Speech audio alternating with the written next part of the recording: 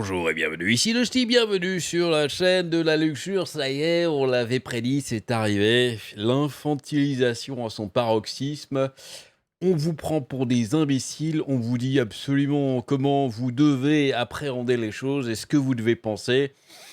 C'est navrant à souhait, donc on l'avait prédit, voilà. Après les warnings de attention, ce film contient du sexe, attention, ce film contient du sang, du langage fleuri, hein, mais c'était juste, en général, c'est pour préserver les enfants, hein, ce genre de choses.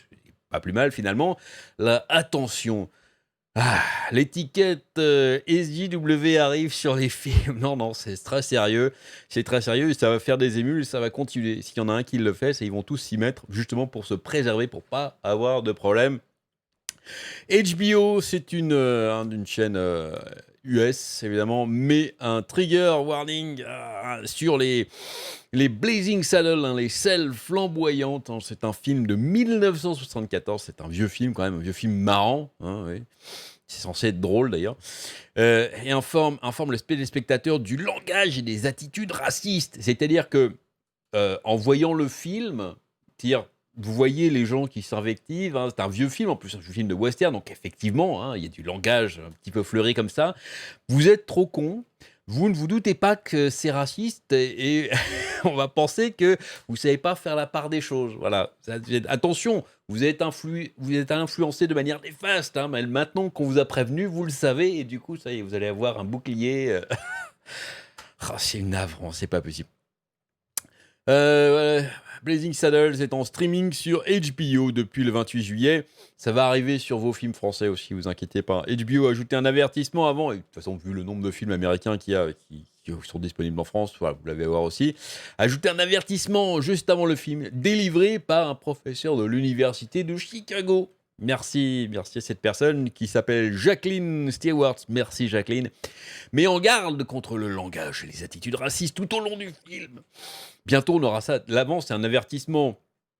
Maintenant, c'est un avertissement avant le film, hein, qui est très long d'ailleurs, on va le voir. Bientôt, ce sera un avertissement tout au long du film. À chaque fois, avant une scène, attention, faites attention là. En juin, HBO Max a retiré Autant n'emporte le vent, reprenant plus tard avec un avertissement. Et oui, ces films comme ça qui vont... Depuis qu'ils existent, je suis sûr que ces films ont créé, c'est de la faute du cinéma, voilà, ça a créé des générations de gens qui remplis de haine parce qu'ils n'avaient pas l'avertissement. Du coup, ils regardaient le film et ils prenaient tout ce langage et trucs et ils devenaient comme dans le film. Voilà, mais on les prend pour des cons, c'est pas possible. HBO Max a commencé à montrer un avertissement avant la parodie occidentale. C'est un film parodique, Blazing Saddles, avertissant les téléspectateurs sur le langage et les attitudes racistes du film de 1974. Le film a commencé à être diffusé sur la plateforme le 26 juillet. Avant le film, HBO diffuse une introduction du professeur d'études cinématographiques de l'Université de Chicago, en voilà un beau métier, et de l'animatrice de TCM, Jacqueline Stewart, similaire à l'avertissement introduit en juin devant Autant en emporte le vent.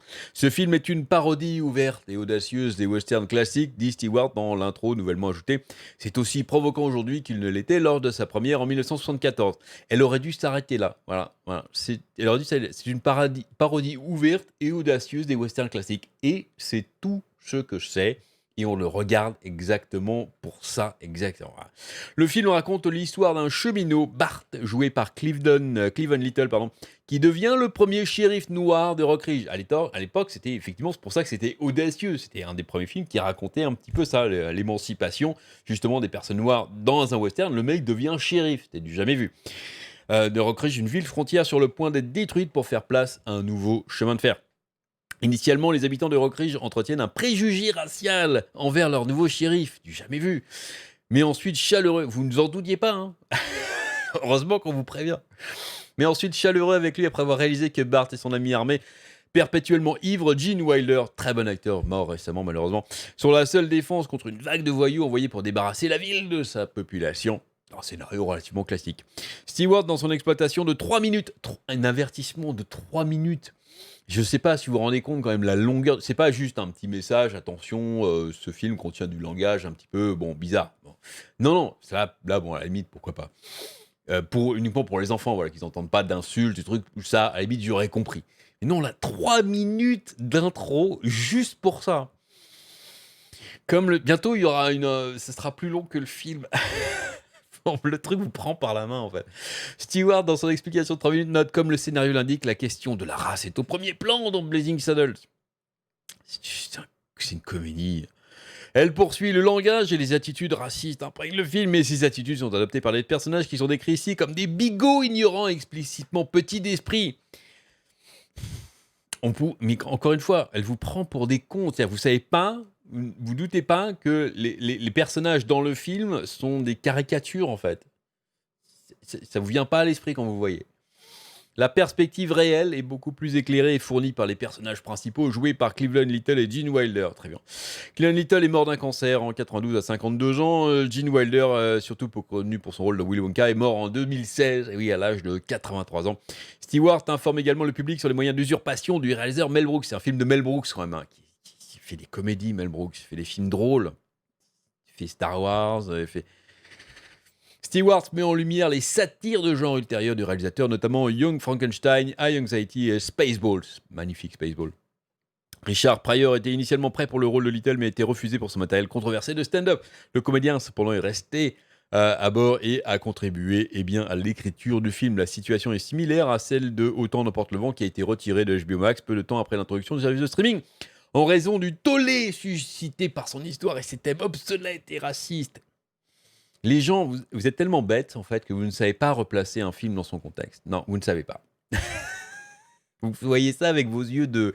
Vous êtes des neuneux, en fait. Vous voyez ça avec vos yeux d'idiots. Ah non, je comprends pas. Le classique de la guerre de 1939 est revenu en juin avec un contexte supplémentaire. Heureusement qu'il y a un avertissement. Également raconté par Stewart et un avertissement 6 juin. En ligne... La décision de HBO Max d'afficher l'avertissement a été moquée par les utilisateurs des médias sociaux. Le seul avertissement dont ils ont besoin sur Blazing Saddles est, je cite, « Ce film a été réalisé par une équipe brillante de personnes à l'époque où les gens aimaient rire ensemble au lieu de chercher des choses qui les offensaient. » C'est Dorine qui nous fait ce commentaire qui est absolument magnifique. Voilà, une équipe brillante de personnes, c'est vrai, à l'époque où les gens aimaient rire entre eux. Voilà, c'est un film qui était justement fait pour justement contrer les préjugés et lutter beaucoup plus efficacement. Je pense que ce film de 1974, qui est à revoir, luttait beaucoup plus efficacement contre les discriminations que les quelques 3 minutes de attention. Voilà. Parce qu'on montrait des gens qui se marrent ensemble, c'était très bien fait, c'était du Mel Brooks, au lieu de chercher des choses qui les offensaient tout le temps. Un autre a déclaré: ils nous disent maintenant comment et quoi penser des films que nous regardons. Ouais, c'est ça. Et l'un d'eux a conclu: les Blazing Saddles de Mel Brooks, peut-être la pièce de satire raciale la plus évidente de l'histoire du cinéma, a maintenant besoin d'un avertissement pour informer les idiots que le racisme est en fait mauvais. Justement, c'était parodique, ça caricature les gens, ça caricature les discriminations. C'est fait pour ça. Regardez le film, vous verrez, vous comprendrez immédiatement. Tellement, c'est du Mel Brooks, hein, c'est pas, ça demande pas des capacités intellectuelles monstrueuses. C'est tellement évident. Il y avait vraiment un film qui avait besoin d'un avertissement, c'est vraiment pas celui-là, quoi. Voilà, donc ça va arriver. Si c'est maintenant, c'est Autant n'emporte vent. Blazing Saddles, bientôt, ça va arriver. 3 minutes d'avertissement. Ouais. J'en peux plus. J'en peux plus qu'on soit pris pour des imbéciles, j'en peux vraiment plus. Allez, j'espère que ça vous aura plu. Dites-moi ce que vous en pensez dans les commentaires. Abusez-vous bien. Et à très bientôt.